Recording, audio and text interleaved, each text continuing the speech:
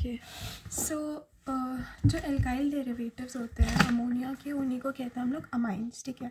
तो पहले होता है 1 degree amine, 2 degree amine, 3 degree amine. 1 degree amine simply वो होता है जिसमें दो NH2 लगा होता है और एक एल्काइल ग्रुप लगा होता है।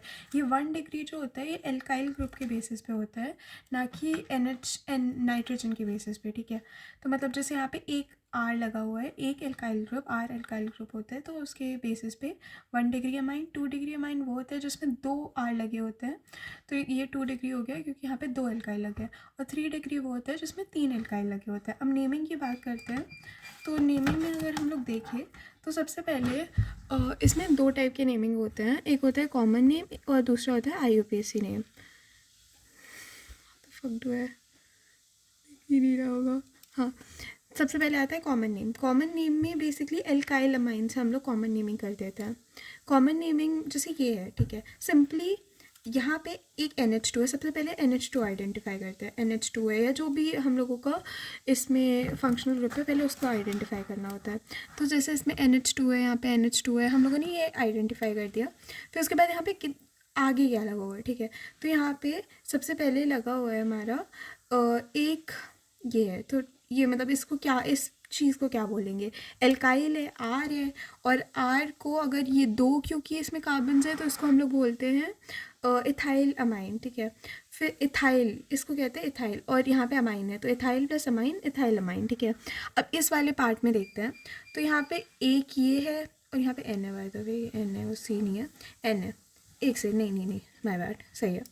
यहाँ पे एक NH2 है। अब इस पूरे चीज़ को क्या कहेंगे, क्योंकि ये आइसो है, यहाँ पे एक कनेक्टेड, यहाँ पे एक और होता नहीं हो जाता, ठीक है, ये है।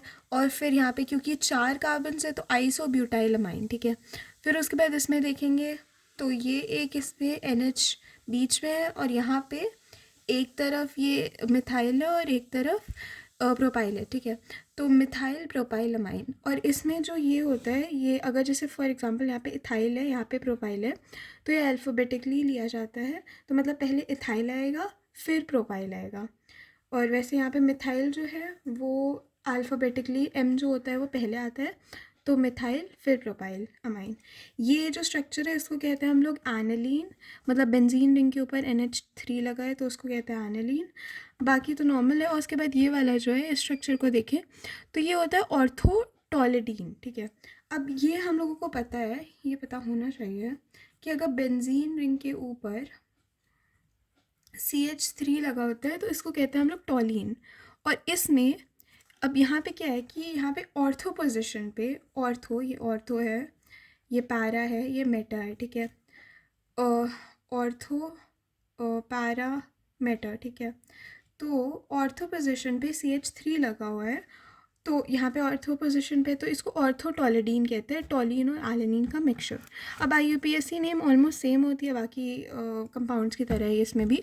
इसमें क्या है कि इथेनमाइन, बस इसमें एक number of carbons, alkanamine, ठीक है। मतलब पहले हम लोग एल्काइल नंबर ऑफ एल्काइल्स लिखेंगे, फिर उसके बाद एक एन लगा देंगे और उसके बाद अमाइन, ठीक है।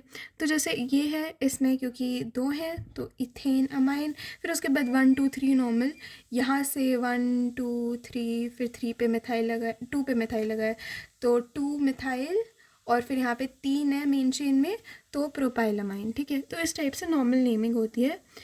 और इसको बेंजीन को IUPAC नेमिंग में एनालीन या बेंजीनामीन भी कह सकते हैं। बेंजीन है, उसके ऊपर अमाइन लगा है, तो ये हो गया हमारा IUPAC नेमिंग। अब आता है स्ट्रक्चर की तरफ। स्ट्रक्चर में अगर देखें तो क्या होता है, NH2 का नॉर्मल जो स्ट्रक्चर होता है, यहाँ पे N है, यहाँ पे H है, यहाँ पे H है, यहाँ पे R है। अब क्या होता है कि इसमें टोटल 5 वैलेंसीज होती हैं।